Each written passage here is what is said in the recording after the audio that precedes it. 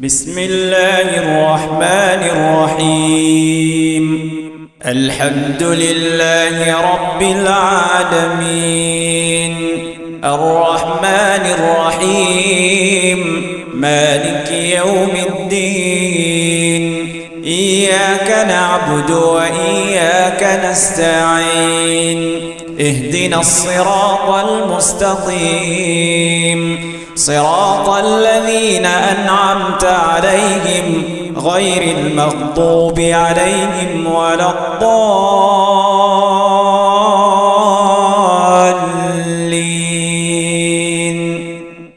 السلام عليكم ورحمة الله وبركاته. بسم الله الرحمن الرحيم. إن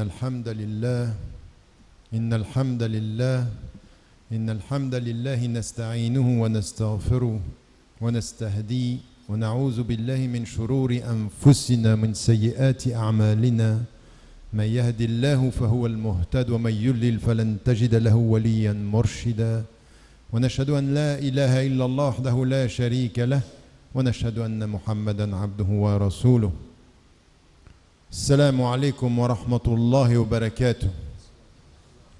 C'est un jour aujourd'hui béni, Yaoum el-Jum'ah, où nous sommes réunis et vous faites aujourd'hui, walhamdulillah, dans cette mosquée honneur à la réunion, à la Jama'a, puisque vous êtes venus en grand nombre en ce jour férié pour l'année civile, sacré pour le cheminement spirituel. Et dans ce jour, le sujet que nous allons traiter aujourd'hui est un sujet qui va concerner chacun de vous personnellement et chacune, les frères comme les sœurs qui sont ici dans cette mosquée ou qui sont alentour. C'est à votre cœur et à votre conscience que pendant ces quelques minutes je vais m'adresser. C'est à la fois un message de fraternité et un message de revoir, puisque le séjour se termine, walhamdulillah. Alhamdulillah, tout s'est bien passé. Alhamdulillah, ala kulli hal, nous allons nous séparer. Et au moment de vous quitter, quelques pensées auxquelles, Inch'Allah, chacune et chacun doit essayer de réfléchir et de penser autour de deux notions particulièrement importantes du point de vue de notre tradition. C'est la dimension de la sérénité, salamat nafs et tuma'nina, c'est-à-dire cette tranquillité, ce qu'Allah ta'ala utilise également dans le Coran comme terme, c'est sakina, c'est-à-dire cette dimension paisible que Allah ta'ala fait descendre sur le cœur des croyants, ala qalb al-mu'minin, c'est-à-dire sur le cœur des musulmans, mais également shaja'a, c'est-à-dire ce courage qu'il exige des hommes et des femmes qui disent La ilaha illallah. Vous ne pouvez pas dire La ilaha illallah sans être en quête de paix avec Dieu parmi les hommes et sans être le témoignage du courage parmi les hommes et pour Dieu. Et donc entre ces deux qualités, nous allons nous arrêter sur ce qui est attendu de chacun de nous personnellement. Et ce que vous allez faire pendant 30 minutes, c'est vous allez regarder votre vie dans le miroir de votre conscience. La vie, c'est-à-dire votre existence quotidienne, dans le miroir de Damir, c'est-à-dire votre conscience. L'autre mot islamique pour la conscience, c'est Taqwa, c'est-à-dire l'amour révérentiel de Dieu, celui vers lequel nous revenons pour me dire comment est-ce que j'évalue ma vie. Dans toutes les traditions islamiques, toutes les écoles confondues, vous êtes majoritairement Hanafi. Parmi vous, certains sont Shafi'i, certains sont d'autres écoles. Vous êtes d'abord tous musulmans, certains même sont chiites et ils suivent une tradition. Ils sont tous musulmans et depuis le début, nous considérons que celui qui dit La ilaha illallah Muhammadun Rasulullah alayhi wassalam est musulman, eh bien à partir du moment où vous êtes dans cette perspective-là, tant vous êtes musulman, vous comprenez que ce à quoi vous êtes appelé en tant que musulman et en tant que musulmane, c'est ce travail qui est de rapprochement avec Allah subhanahu wa ta'ala, et ce rapprochement commence par une notion très importante qui est celle d'al-muraqabah. Et le muraqabah, c'est de faire sa propre évaluation. Le matin quand on se lève, le soir quand on va se coucher, évaluer qui l'on est, qu'est-ce que l'on fait, où est-ce que l'on va. En d'autres termes, en ce vendredi, les 3 questions essentielles, c'est qui es-tu, que fais-tu, où vas-tu?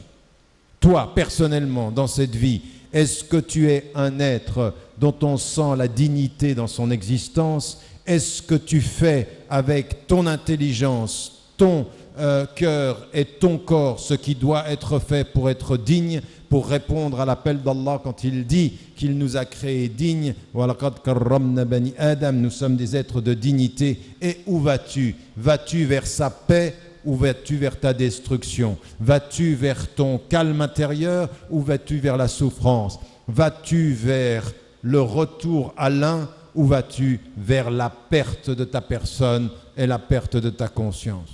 Ce sont des questions qu'il faut commencer à se poser. Et Allah subhanahu wa ta'ala, il nous dit, il faut venir à moi. Et quand il appelle dans le Coran, Ya ayyuhalladhina amanu, c'est pour que nous répondions à l'appel. Comment est-ce que l'on va acquérir cette sérénité?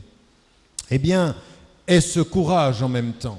Il y a un exemple dans le Coran d'un être qui a dû avoir la sérénité du cœur, le courage de faire face au pouvoir et en même temps l'humilité de suivre quelqu'un qui au départ est moins que lui. Et c'est l'histoire de Moussa alayhi salam, Moïse. Moïse, il doit vivre 2 choses. La première des choses, c'est qu'à un moment donné, il se sait le prophète, il se sait l'envoyé d'Allah, Azza wa Jal, et il pense qu'il sait. Et il l'exprime. Et Allah subhanahu wa ta'ala, il va lui envoyer le Khidr. Et le Khidr, c'est ce personnage du Coran que vous trouvez dans une sourate que le prophète alayhi salam, et ça n'est pas à notre étonnement, nous a demandé de lire tous les vendredis. Sourate al-Kahf, la sourate de la caverne. Il nous a dit, il y a un bienfait à lire cette sourate tous les vendredis, chaque semaine. Pourquoi? Cette sourate, à un moment donné, Moussa alayhi salam, qui pensait tout savoir, eh bien lui qui est envoyé, c'est-à-dire qu'Allah subhanahu wa ta'ala l'a rapproché par la qualité de sa foi, eh bien il va lui envoyer quelqu'un qui sait plus que lui. Mais pour lui enseigner quoi?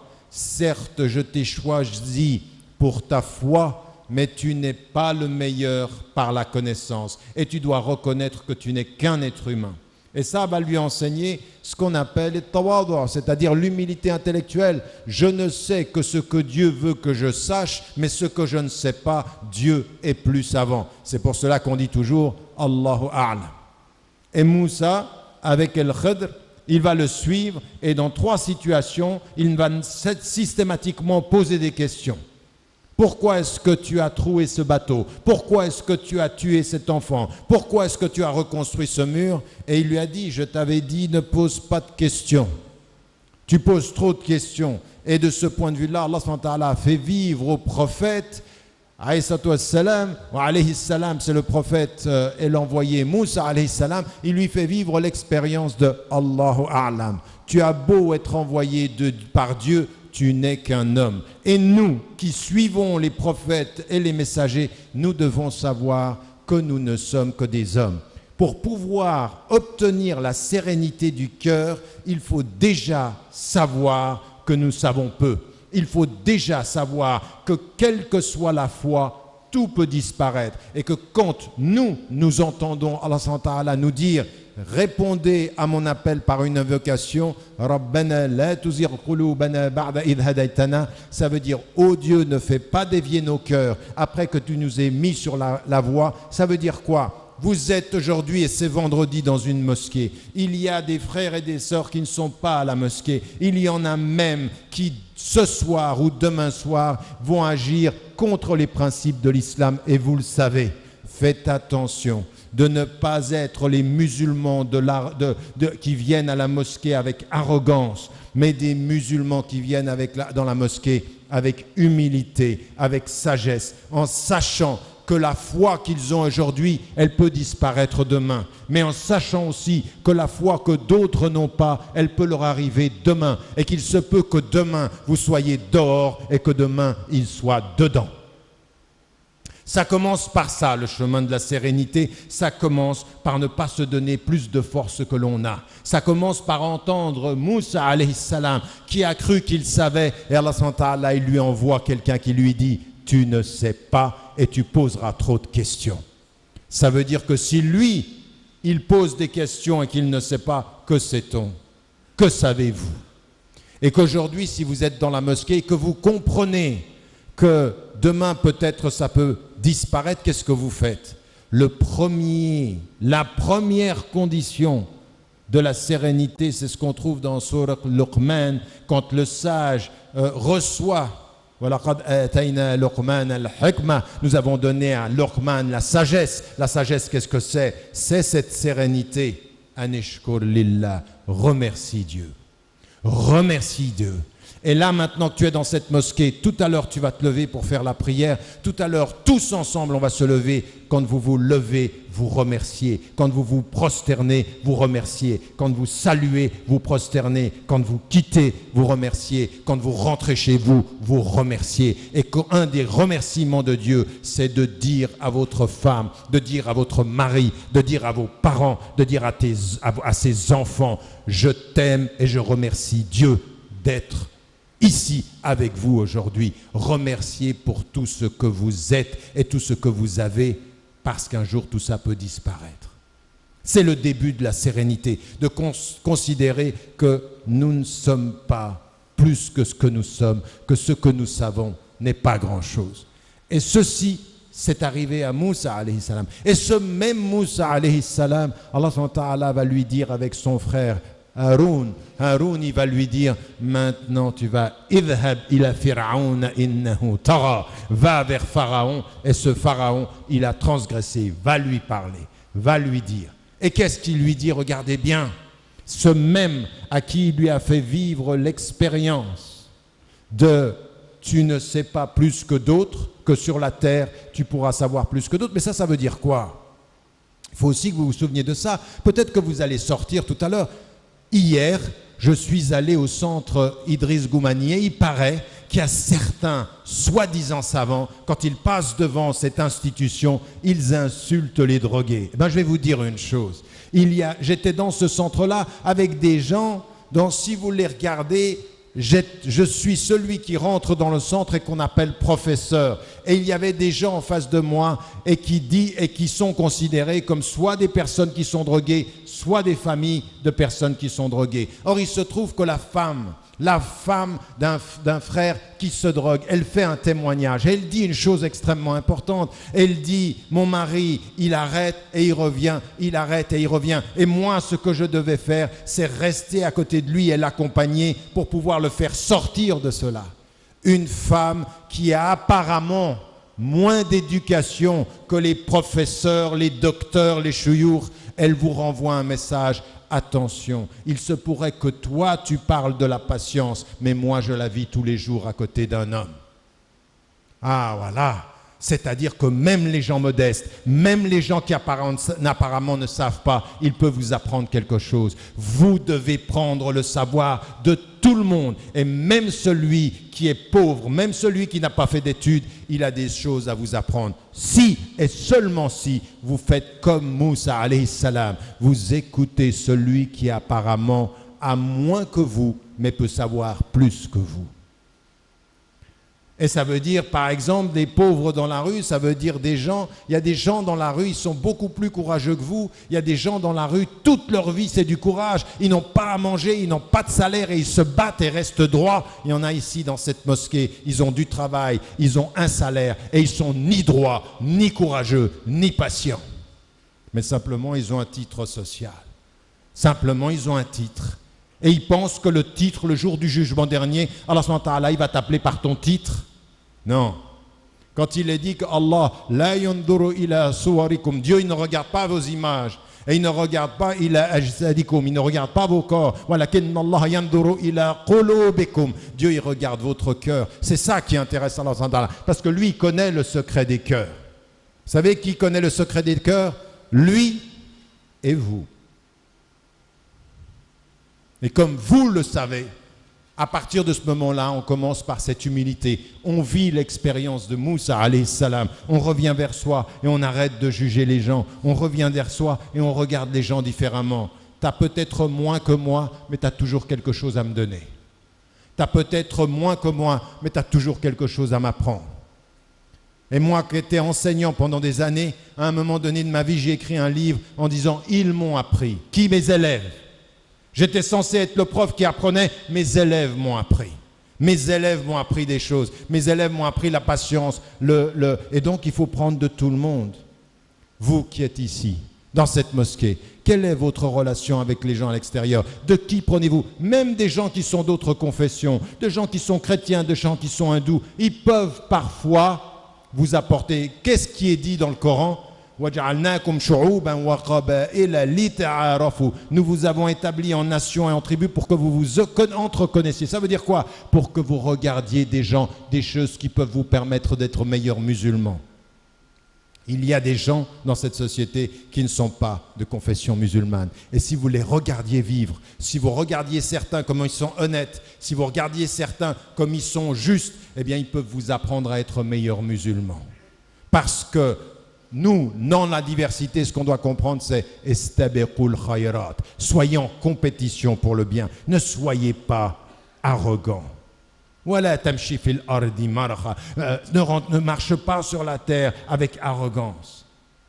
Ne marche pas sur la terre avec arrogance. Marche sur la terre avec humilité. Et donc, Allah subhanahu wa ta'ala, il envoie Moussa wa Haroun, alayhim as-salam, il les envoie à Pharaon. Pharaon, qui est un homme, qui est un des plus grands dictateurs par rapport à nos dictateurs aujourd'hui, il dit, lui, je suis Dieu sur la terre. Ana rabbukumul a'la. Voilà ce que dit Pharaon.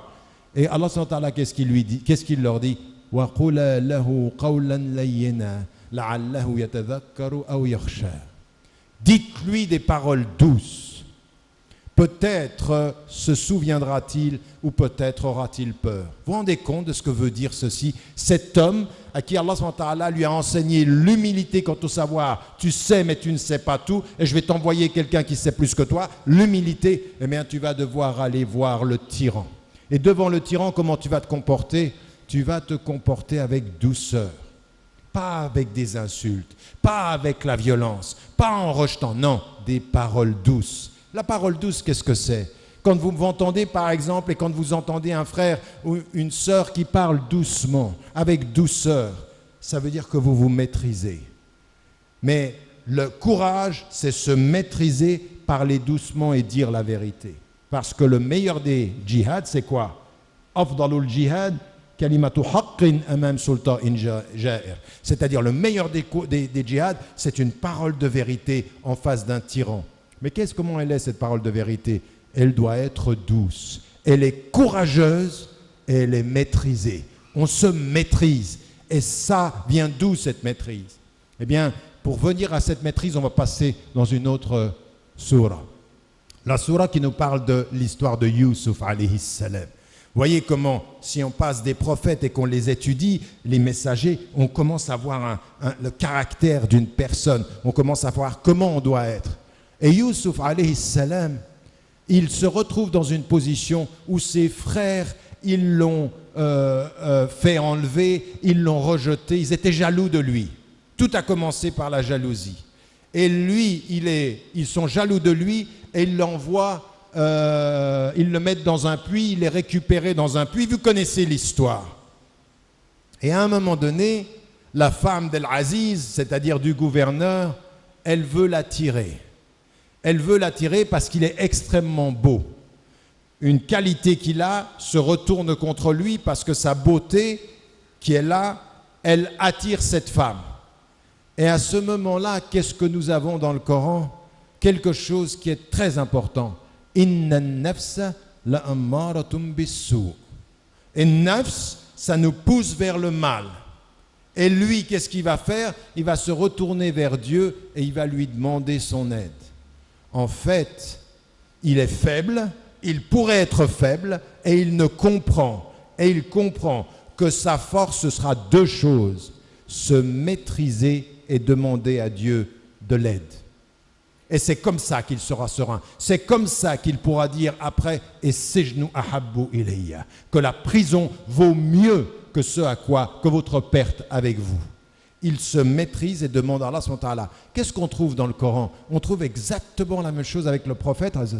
Quand Allah subhanahu wa ta'ala nous dit dans le Coran « Walaoula an thabbatnaka laqad kitta tarkanu ilayhim shay'an qalila » Si nous ne t'avions pas affermi, tu aurais dévié. Tu aurais suivi les gens. La force, elle vient d'où? La force, elle vient de Dieu. La hawla wa la quwwata illa billah. S'en remettre à Dieu. Mais pas s'en remettre à Dieu en étant assis un vendredi et en attendant que ça se passe. Non. Il faut faire un travail qui est un travail sur soi-même de maîtrise. Pour en arriver à quelle dimension? An-nafs al-lawwama. An-nafs al-lawwama, c'est une nafs qui est en lutte avec elle-même. C'est le contraire de la sérénité. Vous voulez vivre la sérénité, il va falloir commencer par vous-même. Il va falloir vous dire et regarder en face vos désirs, vos attractions, vos dépendances. Quand j'étais hier chez nos frères qui vivent des situations difficiles avec la drogue, avec l'alcool, qui sont pour la majorité musulmans, eh bien qu'est-ce qu'ils vivent? Ils vivent des dépendances. Et des dépendances, ça veut dire quoi? Ils se droguent mais ils n'arrivent pas à arrêter. Oui, ça s'appelle comment ça? Des dépendances. Quand Allah subhanahu wa ta'ala nous appelle à lui, qu'est-ce qu'il veut de nous? Il veut que nous soyons indépendants.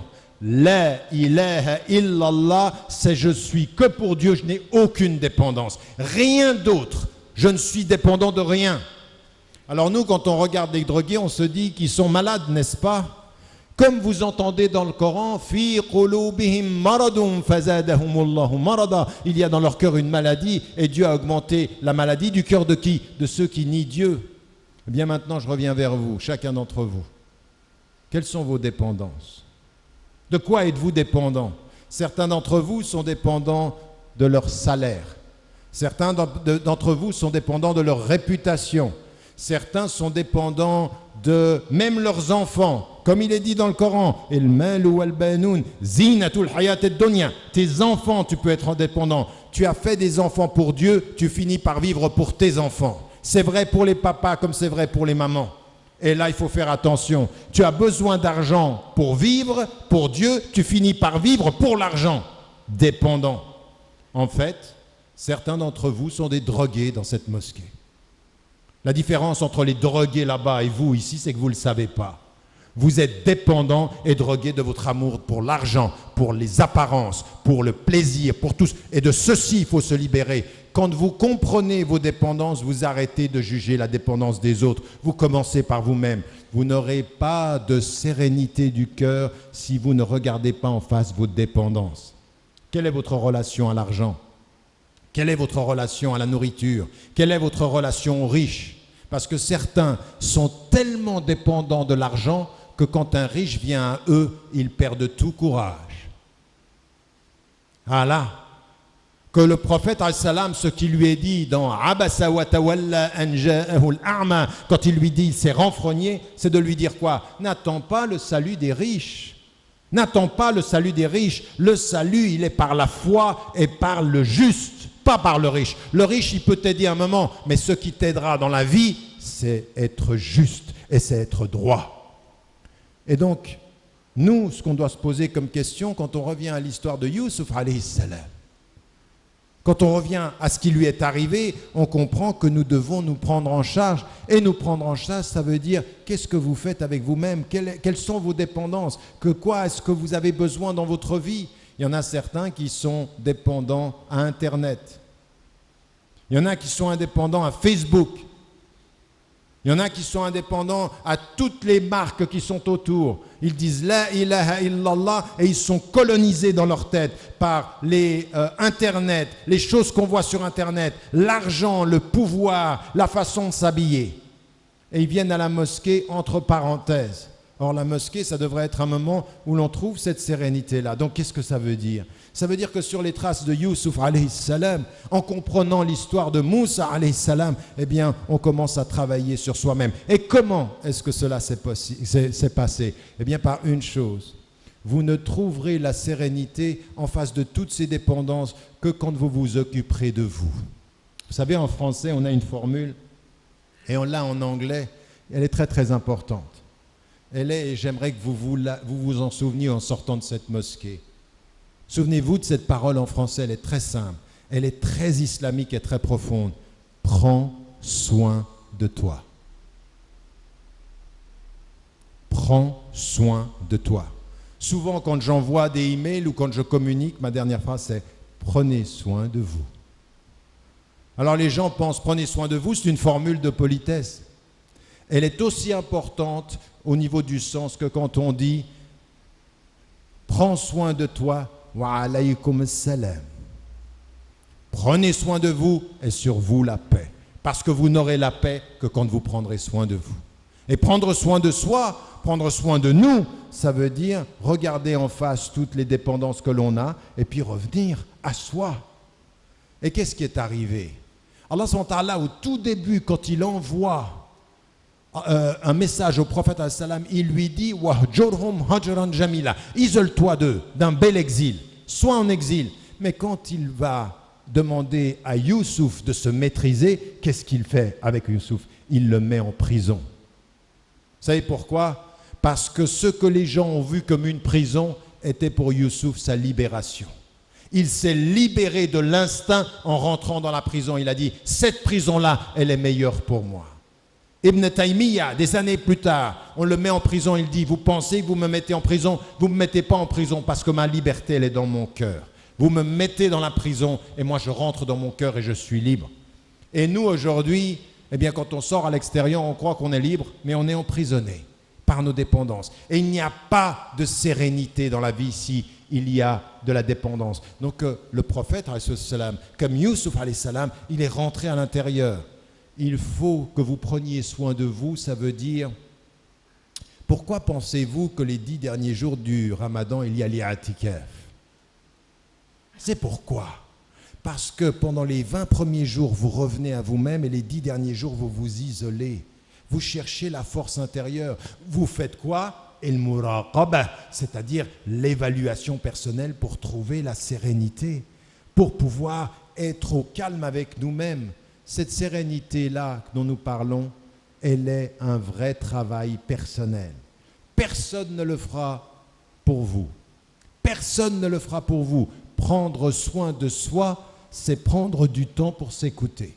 Prendre du temps pour écouter son cœur. Prendre du temps pour dire « Qui est-ce que je suis? Mais qu'est-ce que je fais? Et où est-ce que je vais? Où est-ce que je vais ?» Ça serait quand même temps que vous vous posiez la question « Où est-ce que je vais ?» Parce qu'il se peut que là où vous allez, ça s'arrête demain. Ça serait peut-être aussi important de savoir « Qu'est-ce que je fais ?» Parce que peut-être demain, vous ne pourrez plus faire. Ce serait peut-être aussi important de savoir qui est-ce que je suis, au-delà de tout ce que les gens disent, parce que celui qui sait ce que vous êtes, c'est Dieu. Il est entre vous et votre cœur, il sait ce que vous êtes, il sait ce que vous faites. Et donc, si vous voulez cette sérénité-là, il faut travailler sur nous-mêmes. Et aujourd'hui, ce que j'aimerais vous dire, vous savez ce dont a besoin Maurice? Maurice, elle n'a pas besoin de musulmans qui sortent de la mosquée et qui se disent « il faut que les hindous ils pensent qu'on est des gens bien. Il faut que les chrétiens ils sont bien. » Et moi quand je viens et que je rends visite, je dis « tu sais quoi, sors et montre-leur que l'islam c'est bien. » Mais les gens qui écoutent mon discours, qu'est-ce qu'ils finissent par se dire? Qu'est-ce que j'ai pu entendre moi? Eh bien dis donc, il y a une différence entre ce que vous dites et ce qu'on voit. C'est-à-dire qu'en d'autres termes, je ne viens pas confirmer ce que l'islam est, je viens montrer la différence entre ce que l'islam est et les Mauriciens musulmans sont. Ah oui. Je ne suis pas un cadeau pour vous, contrairement à ce que vous croyez. Je ne suis un cadeau que si vous comprenez ce que je suis en train de dire maintenant. Ce dont l'île Maurice a besoin, c'est de musulmanes et de musulmans qui prennent soin d'eux, qui s'occupent d'eux-mêmes, qui s'occupent de leur sérénité, qui prennent un moment pour eux, qui lisent un peu plus, qui lisent le Coran, qui s'approchent du prophète, qui pensent leurs pratiques religieuses, qui jeûnent avec profondeur, pas simplement formellement. Prenez soin de vous. Prenez soin de vous, pour vous devant Dieu, parce que finalement, vous savez ce qui se passe. يَوْمَ لَا تَمْلِكُ نَفْسٌ لِنَفْسٍ شَيْئًا وَالْأَمْرُ يَوْمَئِذٍ لِلَّهِ. Le jour où il n'y aura personne qui pourra compter sur un autre, qui n'aura le pouvoir sur un autre, et ce jour-là, l'affaire sera entre les mains de Dieu. Là, il sera trop tard. Là, il sera trop tard. Donc, il faut prendre soin de soi et le faire comme on a dit. Dans les traces de l'islam, Allah subhanahu wa ta'ala, qu'est-ce qu'il nous a dit?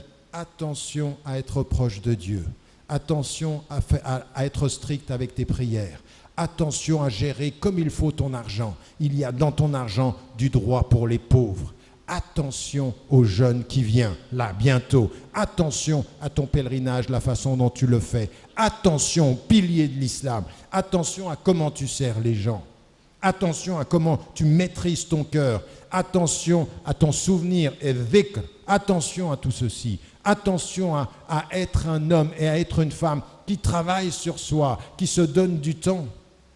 Je viens ici à l'île Maurice et on me dit, tu sais, le travail, maintenant c'est compliqué, on a beaucoup de travail, on n'a plus le temps. T'as plus le temps. T'as plus le temps. T'as plus le temps pour l'essentiel. T'as plus le temps pour l'essentiel. T'as plus le temps vraiment. Mais si t'as plus le temps, c'est que tu fais partie de ceux qui sont wal asr, innal insana lafi khusr. Par le temps, les gens sont dans leur perdition. T'as plus le temps, eh bien le temps va te rattraper. T'as plus le temps, eh bien tu vas voir ce qui va se passer.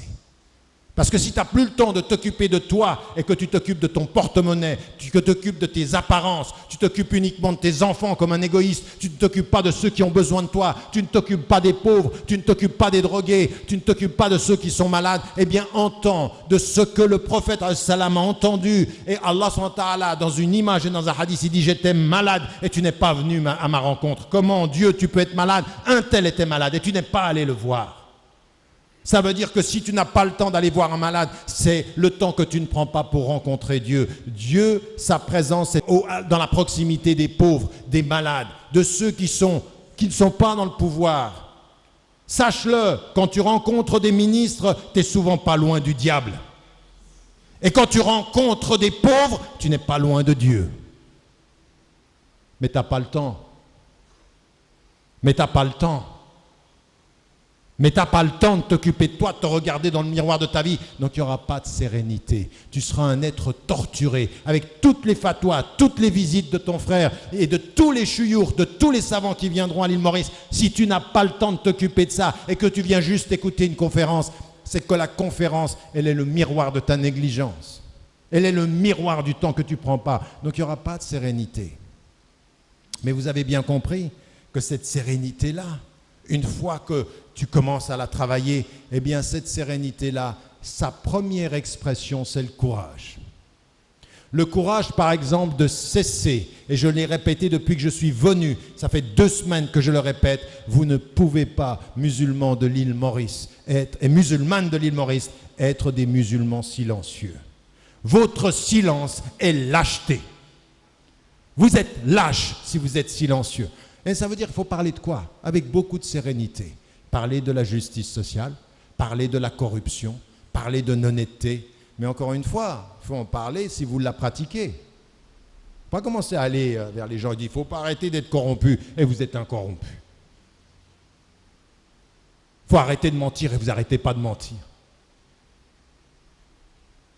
Le premier élément, c'est l'exemple. Ça ne veut pas dire que vous n'allez pas mentir, mais vous luttez contre votre mensonge, vous luttez pour plus de vérité, vous luttez contre nafs al-lawwama, c'est-à-dire cette tension-là, pour arriver à quoi? Un jour, Inch'Allah, qu'Allah subhanahu wa ta'ala, il vous dise « Ya ayyatuha an-nafsul mutma'inna » ô l'être qui est en paix. Mais elle vient d'où cette paix? الذين تطمئن قلوبهم بذكر الله ألا بذكر الله تطمئن القلوب. Ceux qui, quand ils se souviennent de Dieu, leurs cœurs sont apaisés. N'est-ce pas au souvenir de Dieu que les cœurs s'apaisent? Et quand vous êtes apaisé avec Dieu, vous n'avez peur de personne. La tarshawhum warshawni, n'ayez pas peur d'eux et peur de moi. Est-ce que tu penses, toi, que tu vas vivre ta vie avec la foi? Tu vas te promener à Maurice, entre les plages, entre le soleil, entre les montagnes, et que tu vas vivre ta vie sans problème? Où est-ce que tu as vu ça dans le livre? Où est-ce que tu as vu ça dans un hadith? Donne-moi un hadith qui dit la vie du musulman c'est tranquille. Qui vous a dit ça? La vie du musulman elle est tranquille pour les lâches, pour les menteurs et les corrompus. Elle n'est pas pour ceux qui se réveillent et qui se développent une véritable conscience qu'ils sont avec Dieu et qu'ils cherchent la paix avec Dieu. Et la paix avec Dieu, c'est se lever contre tous ceux qui mentent, contre tous ceux qui volent, contre tous ceux qui utilisent le pouvoir, contre ceux dans votre communauté musulmane qui utilisent l'islam pour tuer des gens, contre ceux qui sont violents au nord de la Syrie ou de l'Irak, contre ceux aujourd'hui qui sont violents et qui tuent avec Boko Haram et tout ceci. Vous ne pouvez pas être silencieux. Il faut arrêter de dire les gens n'aiment pas l'islam quand vous qui devez faire en sorte que les gens vous respectent pour ce que vous êtes, vous ne pouvez pas être silencieux.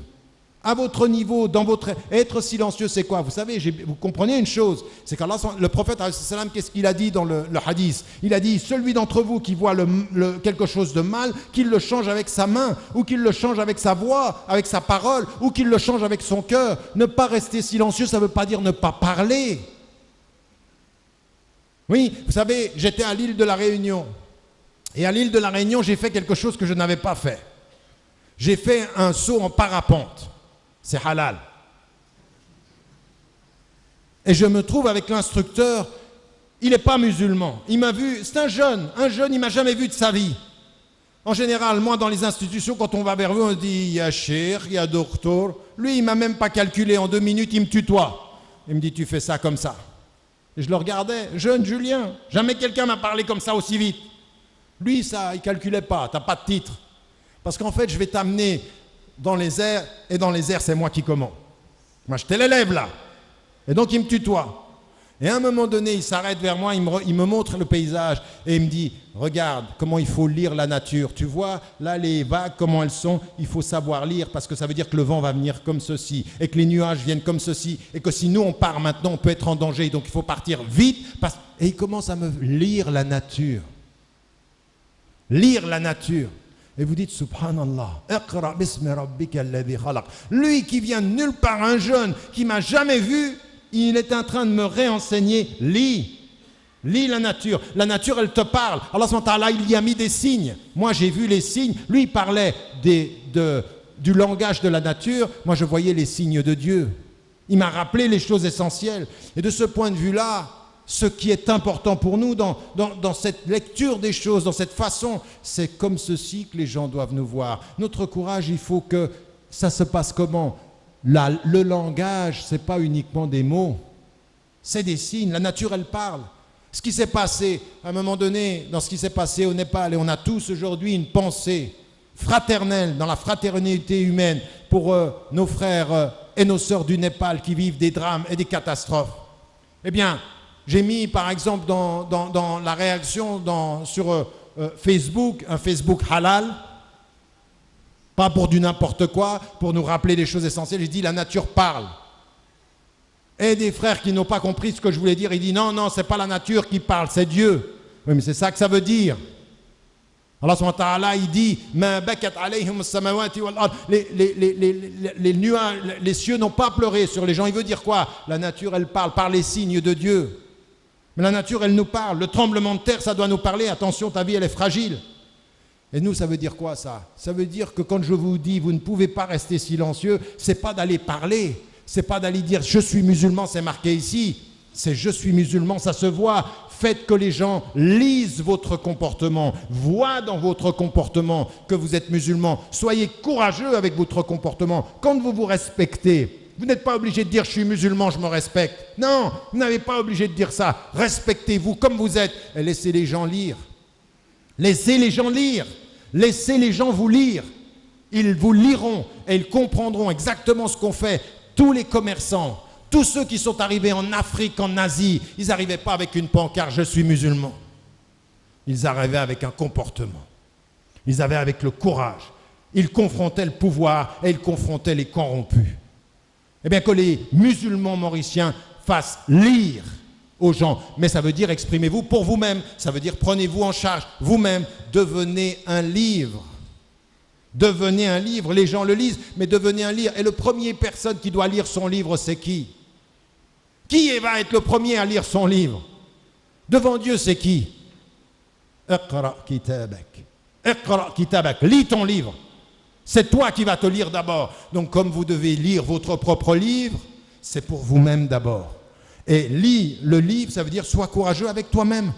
Regarde en face ce que tu ne fais pas. Regarde en face ce que tu dois améliorer. Et quand tu es courageux avec toi-même, je te promets que tu comprends ce que dit le prophète quand il dit « Man satara mu'minan ». Quand tu te regardes de toi et que tu es courageux avec toi-même, tu caches les fautes des autres.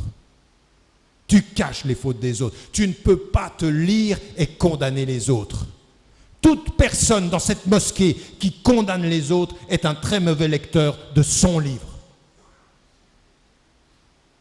Vous êtes des mauvais lecteurs de votre livre si vous sortez et que vous commencez à critiquer les gens. Si tu lis ton livre, tu sais ce que tu fais? Tu te tais. Tu te tais et tu couvres les fautes des autres. Tu ne les mets pas en avant. Plus tu parles à l'extérieur, plus tu ne sais pas lire ton livre. Plus tu ne sais pas lire ton livre. Donc ça fait partie du courage de lire son livre, d'être quelqu'un qui est dans la société et qui se fait respecter parce qu'il se respecte. Qu'est-ce qu'on a dit? On a dit sérénité avec soi-même, prenant du temps pour soi-même, s'isolant, réfléchissant et courageux.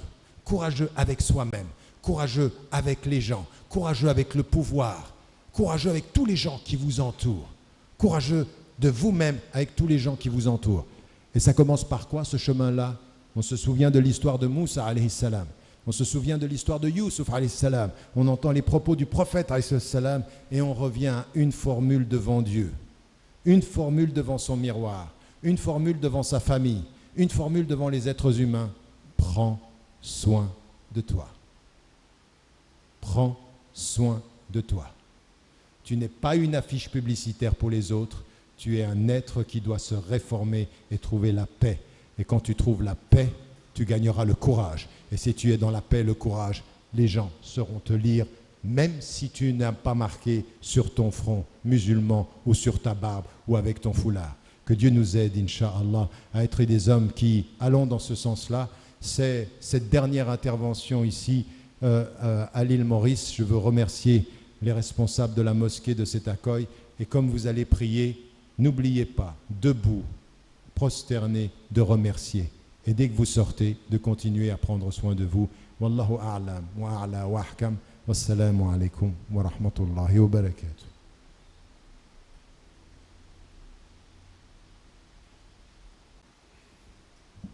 Bismillahir Rahmanir Rahim.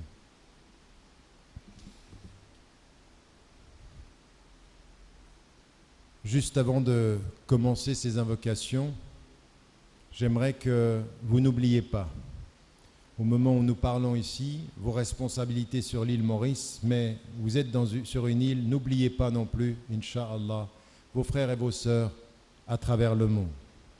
Je parle des frères et des sœurs en islam et vos frères et vos sœurs en humanité. Vous êtes, en tant que musulmans, toujours du côté des opprimés. Il y a des gens qui sont opprimés, vous le savez, en Palestine, en Birmanie, en Syrie, en Irak, en Afrique, dans beaucoup de continents, dans beaucoup de situations en Asie, et en particulier avec les catastrophes naturelles comme c'est au Népal, mais pas seulement. Pas loin d'ici, entre les îles, vous avez des gens qui essayent de sauver leur vie et qui meurent dans les cimetières marins. Dans les cimetières marins, comme vous avez aussi en Europe, vous entendez des milliers maintenant qui sont en train de mourir. Que votre cœur avec Dieu soit aussi pour eux. Faites des invocations pour qu'Allah subhanahu wa ta'ala les accepte dans son pardon et sa miséricorde. Et pour les invocations maintenant, on commence par soi, on pense à ses parents, on pense à ceux qui sont partis et on pense à ceux qui résistent, Inch'Allah. اللهم نسألك بأننا نشهد أنك أنت الله الأحد الصمد الذي لم يلد ولم يولد ولم يكن له كفوا أحد اللهم نسألك رضاك والجنة ونعوذ بك من سخطك والنار اللهم نور قلوبنا وصدورنا ونفوسنا واجعلنا من الساجدين من المقربين.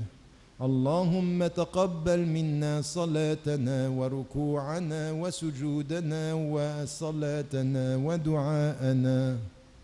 اللهم تقبل منا وطهر نفوسنا وقلوبنا. اللهم ارحم والدينا. اللهم ارحم والدينا ووالدي والدينا.